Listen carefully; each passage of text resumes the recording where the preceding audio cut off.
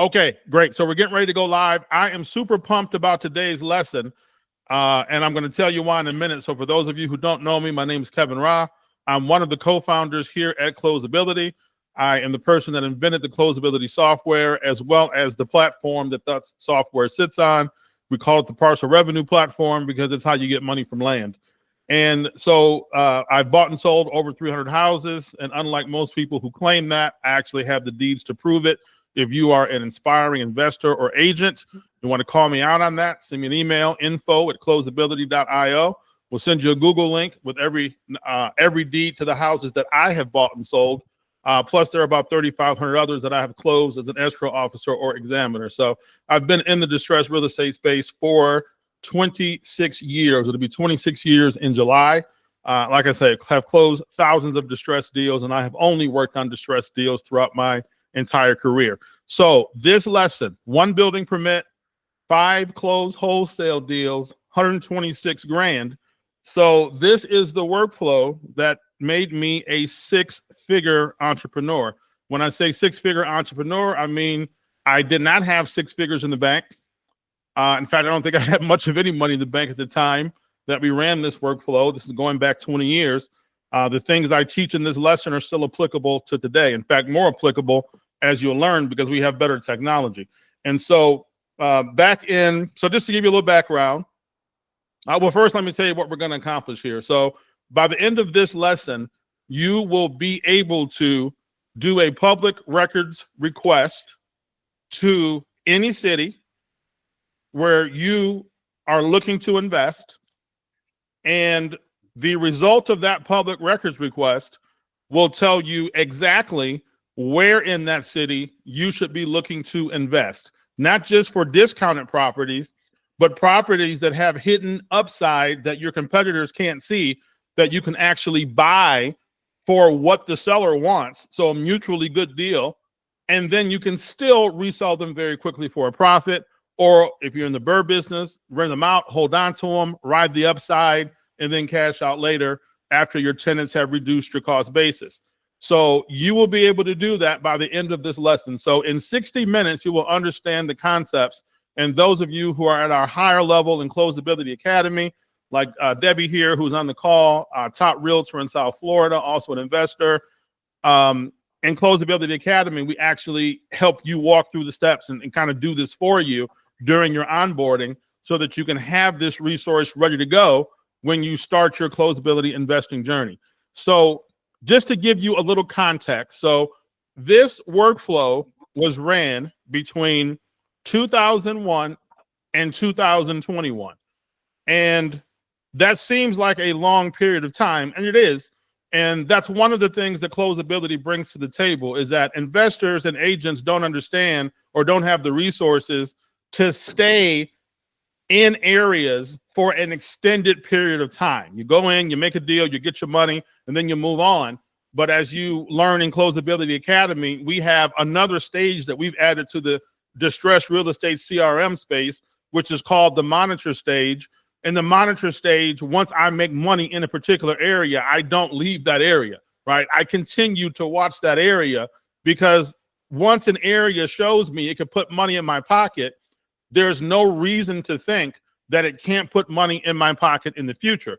Obviously, if you go around watching every property you get involved in and make money, the problem's going to be it's going to take all day.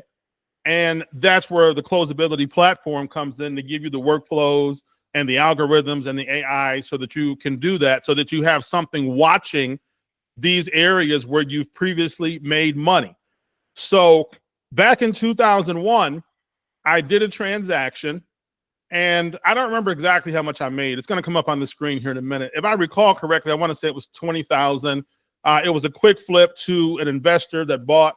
I purchased about 300 houses, 300 to 400 houses on their behalf. So I was their outsourced acquisitions consultant, and also bought and sold some properties to them as well, kind of in a bird dog situation. This is when I was first getting started. I was in my early 20s. I didn't have a lot of money. So these were ways that I could get into the business without having a lot of money in the bank. And so I closed the deal and understand. So just to give you a framework of where we are now compared to where we were then technology-wise. In 2001, there was no such thing as web-based software, right? So web-based software basically began with Salesforce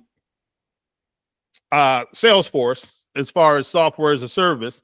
And that wasn't until like 2004, 2005, 2006 range. So understand in 2001, the state of the art for a database and running workflows on top of data was just a simple spreadsheet. So just a simple Excel spreadsheet. And I used to pay people to take a special camera. I can't remember what it was called, but it was a camera that I got off like a late night infomercial. And it was neat because it was kind of in the shape of it's kind of hard to describe, almost like a bottle opener is the best description I can think of. And so you would point the camera at the house and you would push it with your thumb, the button, and it would take a picture. And then you'd go back home and you'd have to plug the camera into the USB board on your computer and download the images. Excuse me. So I'm kind of dating myself here. And so I would pay people to go around and take pictures. I would keep a database of distressed real estate that I found around other deals I had closed.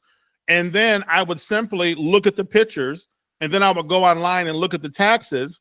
And if the property was getting worse in the pictures and the property taxes were getting behind, or like the property was in foreclosure, well, the pictures could tell me if there was physical distress, and the property tax records and the court records could tell me if there was legal distress or title distress. And then I would put the two together, and that would tell me who I should mail my letters to. And that's how the Audience Igniter was originally built, with a pen camera and a spreadsheet. Now, obviously, we've got the Google platform, and we've got all these other ways to do this. But back then, that's how we did it. So, and that was state of the art. And I still think if I were to use that system today, then I probably could still outperform most investors today, simply because I would know who and why I'm marketing to a particular homeowner or set of homeowners versus just randomly sending letters to everybody in a particular area. And like I've taught on previous lessons, every business has to have product market fit. What's product market fit? I've got the Pepto-Bismol. You've got the stomach ache. The money that's in your pocket is coming out of your pocket, and you're going to give it to me because you want the Pepto-Bismol more than you want the money, right? That's product market fit. So all of these gurus running around claiming to be expert real estate house flippers, the first thing I would ask almost any one of them is, okay, well, how are you identifying your audience? Because if you are sending a letter to 5,000 people that says, I'll buy your house for less than it's worth, okay, 90% of those people are or more are not going to be interested in that deal. That's not a good deal. So what Audience Igniter does is say, yeah, we can find those people that are your distressed sellers that might be interested in doing a deal where I can make big money, but you're not going to scale the business off just those deals because there aren't that many of them. And the ones that do exist, you're constantly competing with other investors to get those deals. So you have to have another card, right? You have to have another, it's like a major league pitcher. All good major league pitchers have 3 pitches that they can strike you out with. If you go to the major leagues with 2 pitches and you don't have a third one, these guys are going to hit your balls out of the yard, literally over the fence into the parking lot, because major league hitters, you can fool me once, you can fool me twice. If you can't fool me 3 times, I'm knocking the ball out of the park. And so you have to have some other card you can play when you're acquiring real estate. And the best card you could possibly play is being able to give a seller what they want and still hit your margins when you resell that property. And in my case, flipping and wholesaling, because that's what I did. I was a flipper and I was a wholesaler. I did have 2 careers as a landlord. Both of them ended in disaster. I'm not knocking the business. I'm just saying it's not the business for me. If you don't have my rent, and then I see you buying some Air Jordans at the mall, you know, that doesn't work well for me. So buying and selling was my business. So that's where we were in 2001. And so we closed this deal. I have my monitor set on this area because I've made money once. So I got to keep watching this area for more potential future deals. And one day I go down to the sheriff's sale to purchase a property, and I see this guy who's bidding on this property, and at the time wasn't a very good area. And all of a sudden, like the bid's just getting crazy, like double what it's worth, triple what it's worth. And he's getting outbidded by other investors. So I'm sitting here looking like, at the time I'd been in the business a couple years already. I had done a lot of deals. I was using hard money loans. And I'm like, okay, what the heck is going on? Why is this property in what I perceive to be a very, very bad area? And I live in Cleveland, Ohio. So the worst part of Cleveland is the worst part of America. I mean, it's the poorest big city in the world, or in the first world. And so I'm like, okay, why is this property going for so much? So afterwards, we walk out of the courthouse and I meet the guy. Excuse me. So I meet the guy and I'm like, sir, I'm just curious. This property isn't worth that much. And you were bidding all this money for it. And, I know how to acquire property. So if you just want to buy property in this area for these exorbitant prices, I'd be more than happy to feed them to you all day long. And he says, oh, no, it's not that. And he says, well, I'm with this particular organization and we're funded by the Catholic Church. And there is some development going on in this particular area. And I'm like, oh, okay. And he goes, yeah, it's unbelievable. He said, hundreds of millions of dollars are being invested into the Cleveland VA Medical Center. And then we're doing a project right next to where the money's being invested. And there are about 20 properties that we need to acquire. And this is one of them. And so first of all, I'm a Catholic school boy, Cleveland Benedictine, class of 1994. So as soon as he said we're funded by the Catholic Church, you've got my attention, because I know one thing about the Catholic Church, their checks don't bounce, right? And so I'm like, okay. So I go, so you need to acquire these parcels. You're part of the company. He goes, no, not part of it. I run the organization that's doing this development. So I'm like, wow, okay. So my dad was the building commissioner in Cleveland when I was growing up. And so I know a thing or two about building permits. So I said, okay, so I go downtown. And at the time, Lisa, who became a good friend of mine, who was the clerk at the Cleveland Building Department, I go, Lisa, can you give me some info on permits for this particular area? Like, what's going on? So she says, yeah, Kevin, no problem. So she pulls out the permit, and I'm like, whoa, this is like a couple $100 million investment that's getting ready to go into this neighborhood. And so that's the background. So I'm getting ready to go through the slides and walk through the Audience Igniter framework and how it works with building permits. And I'm going to be using these as an example. And like with all lessons we teach here, closed transaction-based real estate learning, which means I'm not just running my mouth. At the end of this presentation, I'll send you the deeds so that you can see my name on them. Obviously, this is way back before my brother became world famous. So I changed my name after that. So it's got my old last name, but it's still me. And that's all easily verifiable as well, because I changed my name through the court system. So let's get into it. So one building permit, one VA hospital getting several $100 million in upgrades. Turns out 14 million of that was my own uncle who built the parking garage. So one building permit, 5 deals, $126,000. And I don't remember what the exact number was. We'll see it in a minute, but I want to say about 100 of this I made in 30 days. And some context there, I had just got married. I inherited a stepdaughter. My wife at the time was pregnant with my daughter, who's 20 now. How old is Zeta? 21. And so this was a really good time to go from basically living from deal to deal to have a nice 6-figure cushion.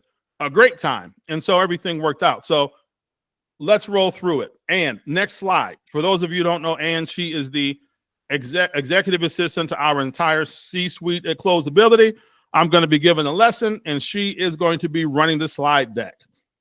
All right. So one, house flipping generates community reinvestment dollars. House flippers get a bad name, but if you got 10,000 houses in your area and I flip 50 of them, and the people I flip them to fix them up and sell them, I challenge you to find better numbers for community reinvestment. So that's the first thing. $126,714 I made off this workflow so far.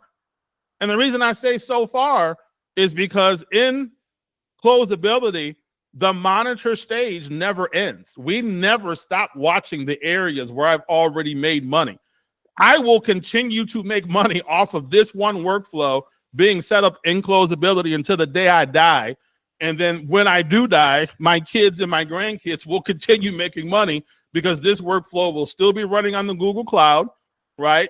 And one of my cousins will have taken over by then and make sure my kids and grandkids get their share of the money. So 126,714 so far, and you're going to see about 100 grand of that came in about 30 days. Next slide. Okay, so the name of that development next to the VA hospital was Heritage Lane. You can Google it. Very, very, very unique development. So one organization basically bought a whole city block of old houses, but they were big. So for those of you who don't know the history of Cleveland, Rockefeller's from Cleveland, the greatest entrepreneur of all time. LeBron, greatest basketball player of all time. But there was another guy from Cleveland named Jephthah Wade who started Western Union and invented the money transfer. So basically everything Elon Musk has done off of his PayPal wealth, it was Jephthah Wade that invented the electronic money transfer, and Jephthah Wade was from Cleveland. And this particular area is in what we call the Wade Park District, which is named after Jephthah Wade. Funny thing, Jephthah Wade is buried here in Cleveland. Huge tomb, but he's buried in the same cemetery as Rockefeller, the biggest tomb in America. So just some historical facts. Those of you who know me know I never miss a chance to push my hometown in these videos. So Heritage Lane, 13 renovated historic homes. The problem is 13 different sets of sellers, right? And so once I found out about this development, at the point I found out, the developer had not acquired all the parcels yet, which now gives me a chance to go in there and play Monopoly, right? Because if you need all 13 of them, I'm going to figure out which ones I can go in there and buy, then I'm going to sell them to you. And you're pretty much going to pay me whatever I want for them because you're already all in and you needed all 13 to make the project work. That's a kind of a good thing to know if you're a house flipper, is where you can, again, this situation allows me to give the people who own the properties what they want, not some discounted price, what they actually want, and allows me to still make money later selling these properties. It's a much, much easier deal when the person you're buying the property from is getting what they want. In some cases, I even gave people more than what they wanted because I had a deep pocket buyer on the back end that was funded by, you know, the Catholic Church, some of the deepest pockets on earth. I don't mean to say that sacrilegiously, but it's true. Okay, next slide. So this is the challenge. Local real estate developer needs to acquire 13 parcels of land, all owned by unrelated owners. Some of the parcels had severe legal and title issues, which means even if he had gotten into deals with the sellers, even if he had offered the sellers what they wanted, he still wouldn't have been able to close unless he had the workflows that are built into CloseAbility to purchase properties that have severe legal and title issues. This is why we teach in CloseAbility Academy. You got two choices. If you want to be a house flipper and you want to scale, you can do what I did and learn everything the hard way and not close several thousand deals to figure it all out.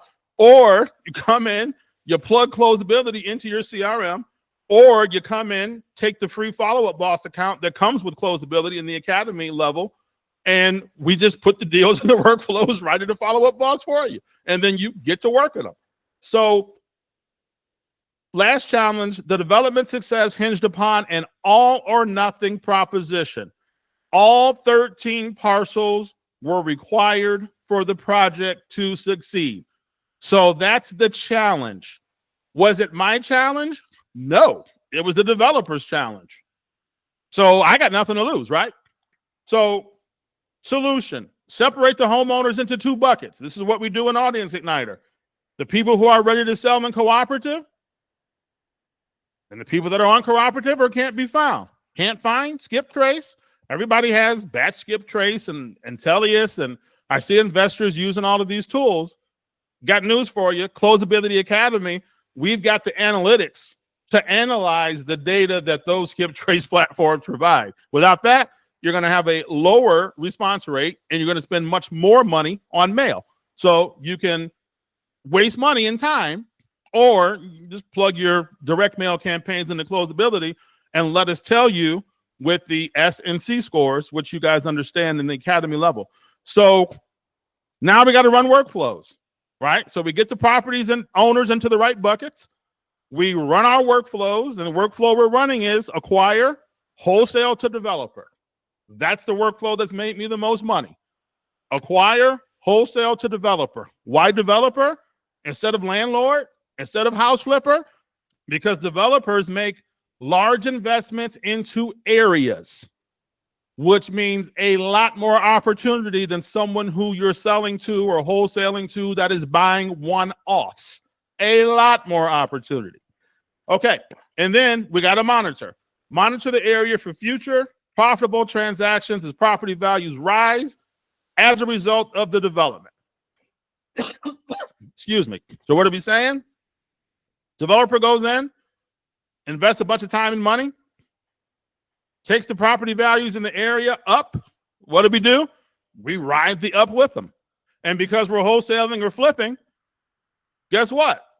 If the values go back down, we're out. And when they hit rock bottom, we go back in and do it again. So you're going to see how I did this. So next slide. So results. Simply by wholesaling the remaining partials needed to complete the acquisitions for the Heritage Lane development, the current homeowners, developer, future homeowners, the people that bought these properties after they were renovated, they got tons of tax assistance and property tax abatement and subsidized mortgage rates. I think they paid 1.9% for 30 years fixed. The community, everybody realized the gain simply because this project was able to move forward, and it was able to move forward because the developer was able to acquire all the parcels, including some that he could not have acquired in a million years. They would have wound up going to sheriff's sale, and then there would have been a whole bunch of bidding, which is how I met him in the first place, out there trying to outbid people at sheriff's sale when you could be running pre-foreclosure workflows and acquiring these properties before they go to sheriff's sale and acquiring them through exclusive purchase agreements where nobody else has the opportunity to get it. Sheriff's sale, everybody who wants to bid can get it. Next slide, Ann. All right, so this is the project. So this is the end result of what the Cleveland Lewis Stokes VA Medical Center now looks like. And you can see from the first picture under construction to this, how beautiful it is. One of the most beautiful hospitals in the world. And Cleveland's known for hospitals, for those of you who don't know. So this is what the end project looked like. So you could imagine how the properties around this facility went up tremendously in value in a short period of time because of the amount of money being invested here into this project. Okay, next slide. All right, so let's get into the money. So date purchased, December 5, 2001. I bought a property for $10,000. I wholesaled it to a developer, at the time the largest developer in Cleveland, for $34,000. I made a $24,000 profit. Not bad. But now watch what happened. So this is, mind you, this is 3 years before all of this development, before Heritage Lane, before the VA hospital, the multi-$100 million building permit that was pulled, which allowed me to see exactly where the investment dollars were going. So in this case, you had two sets of investment dollars, the federal government investing into the VA hospital facility and the Catholic Church investing through a nonprofit into Heritage Lane. Those are two pretty good entities to follow into an area. And I have a funny feeling those projects are going to get completed. And I have a funny feeling they're going to get completed at a very high level, which means property values have nowhere to go but up in that area. So again, your competitors, if you're using CloseAbility and you're in the academy, we're coaching you, your competitors can't see these deals. They cannot see them. They're going to see them eventually, but by the time my competitors saw these deals, I had already gone in, bought, sold, flipped, made my money, and got out. So first deal closed in 2001, which means this area is now being monitored by my system. People are going around, they're taking pictures. My assistant examiners are checking title, taxes, foreclosures, judgment liens. Anybody died, we're looking for probates. We're looking for any legal title distress that's going to tip us off that deals are getting ready to be made. Real estate's getting ready to transfer. We need to get in on it. So now, 3 years later, here comes the VA permit. And guess what?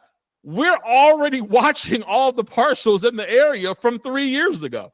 So we have already sent 4 or 5 letters to the homeowners. We already know who's cooperative. We already know Miss Johnson owns one of these properties and she's going to leave it to her son. Excuse me. And this actually happened with one of these properties. I think it was 1378. Yeah, Miss Johnson wants to leave the property to her son. Problem is, her son gets himself put in prison. And now, not only is he not going to inherit the property, but now they need the money to try to get him out of jail, right? So we already know all these things because we are monitoring the area, monitoring the area. We already know all this stuff. So when it's time to go in and make the deals, we're like, okay, great. Give me everything good right around that hospital. And if you can give me something good right in the heritage lane within those 13 parcels, that's even better.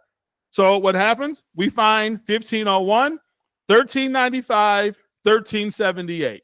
As you can tell, those properties neighbor each other. Those are 3 of the 13 that were needed in order to make this deal work. So we went and bought them, right? So what did we pay for them? Sold one $27,052, made $25,500. Then we came back 9 days later. This was an empty lot, $7,900. At the time, empty lots were going for $100. The owner thought we were nuts for giving him $7,900. We turned around the same day and sold it right back to the developer for $12,900, $5,000 one day. And mind you, this is 2004 when $5,000 was actually a lot of money. That's probably 2 months' salary for most people back then. It's still a month's salary for most people now. And then we came back a couple months later, bought one for $18,000, sold it for $48,000.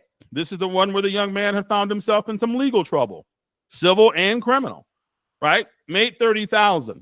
So just in one summer, mind you, I got married August 13th, 2004. So this is right around the time my wife's pregnant of getting married.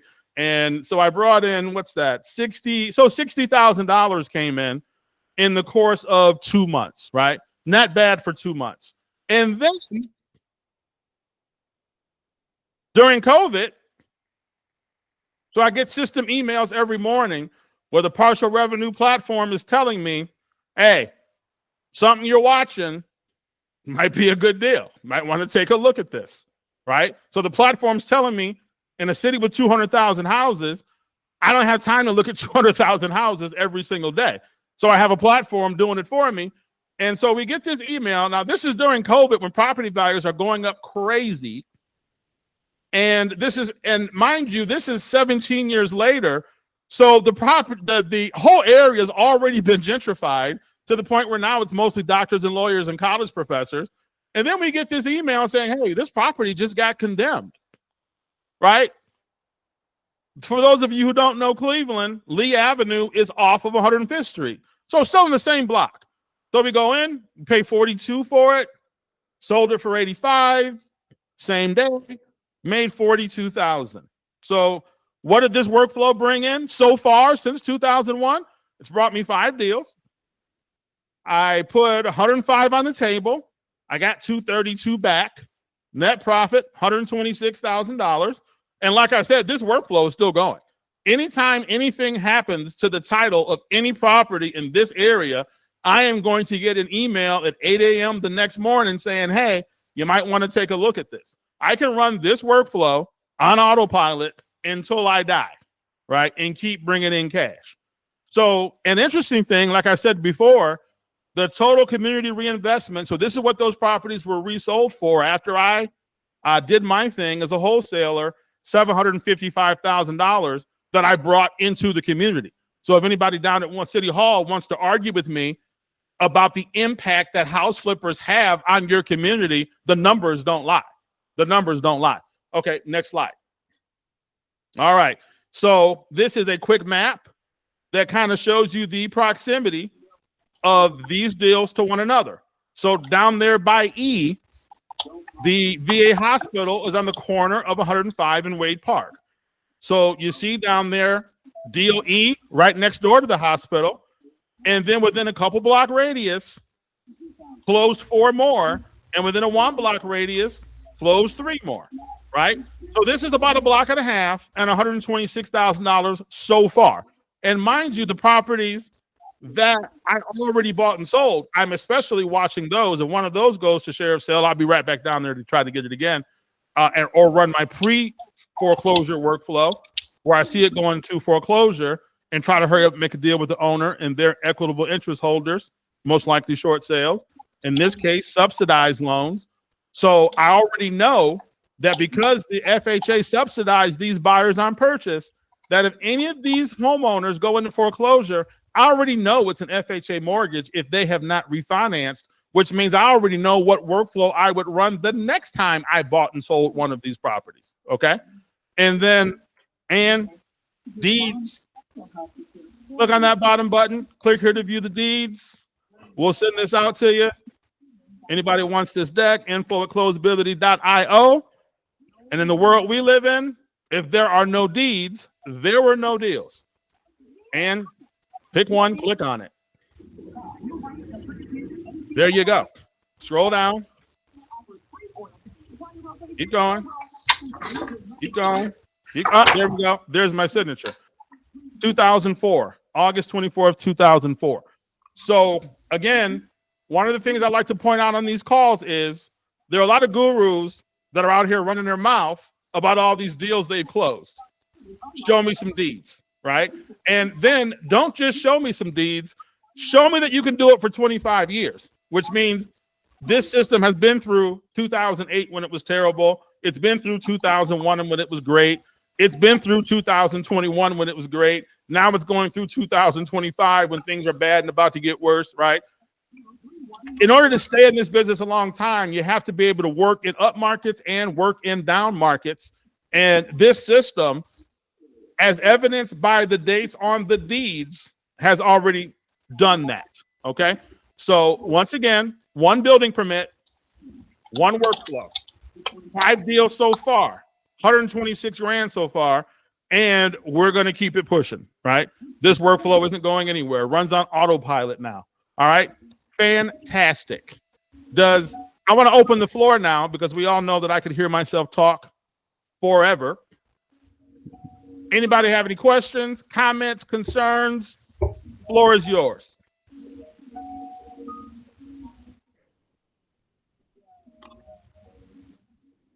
Okay. Sharitha, I'm going to put you on the spot because you live here in Cleveland. You're an agent and investor here in Cleveland. Mm-hmm. How familiar are you with the VA expansion and all the money that Riser and Famicos and Cresthaven and Cleveland Housing Network put into this particular neighborhood?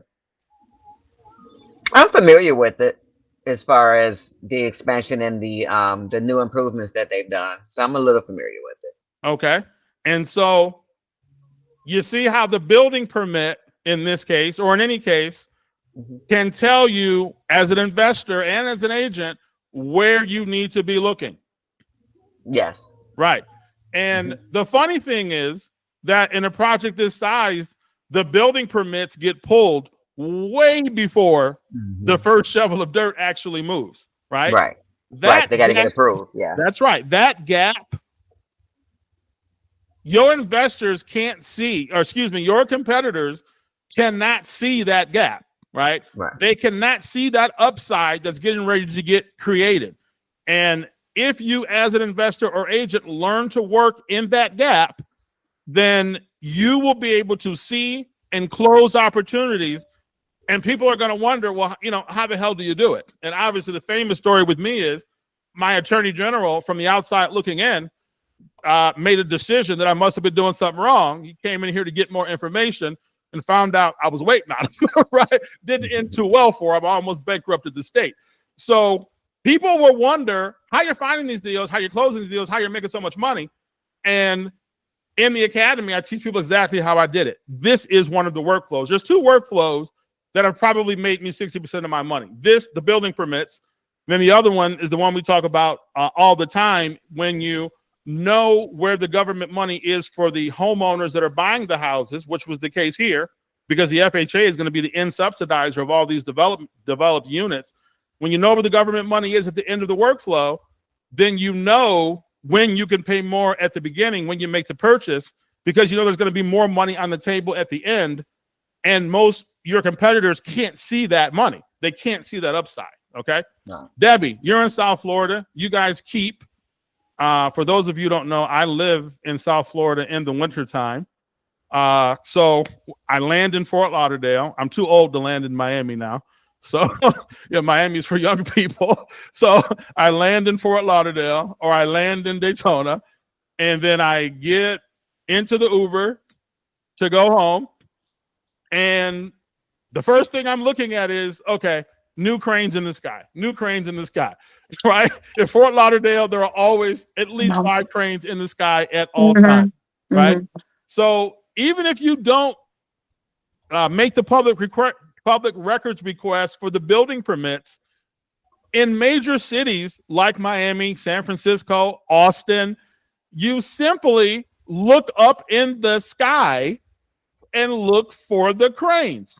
When you see a crane in the sky, it means that everything around that crane is getting ready to go up in value, right? So like when I land in San Francisco, first thing I'm looking for, okay, how many new cranes, right? Those two, there's 5 cranes in the sky. Those 2 were there last summer when I was here. Those 3 are new.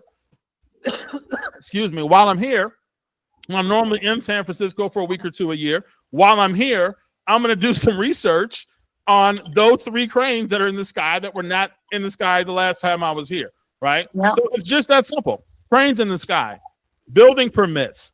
The other one I'll give you is, so in Cleveland, we have a publication called Cranes Cleveland Business.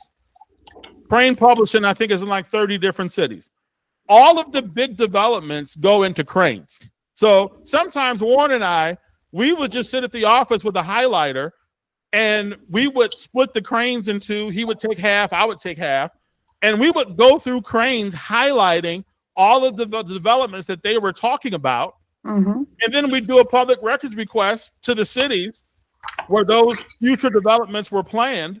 And we would keep the public record request ongoing every 30 days because every time we see a new one, we know to look in that area, right? So just knowing those 3 things, and those are the 3 foundational principles of Audience Igniter, is not just knowing where to look for distress. That's one principle. But then you have your 3 principles where you know where to go in and offer what people want, or even a little bit more than what they want, right? And still make money.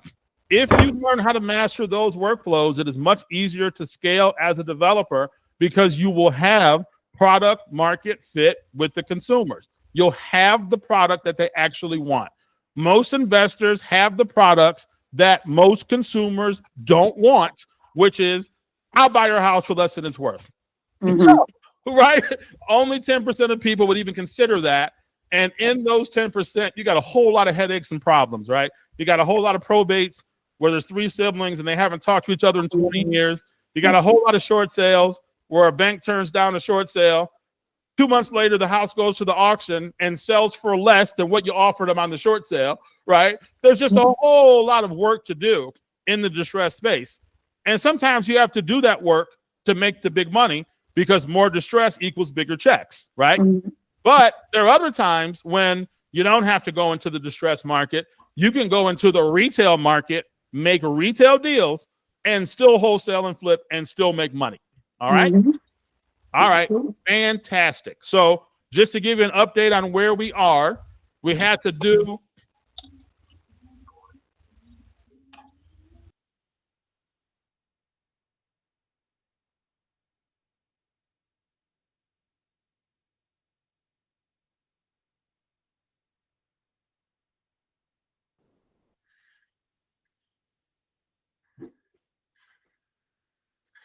All righty, give me 1 second to stop the record. I want to give you guys a CloseAbility update, but I don't want it to be on the recording because we had to tear somebody a new one, and it just so happens that somebody's publicly traded. So we don't want to run afoul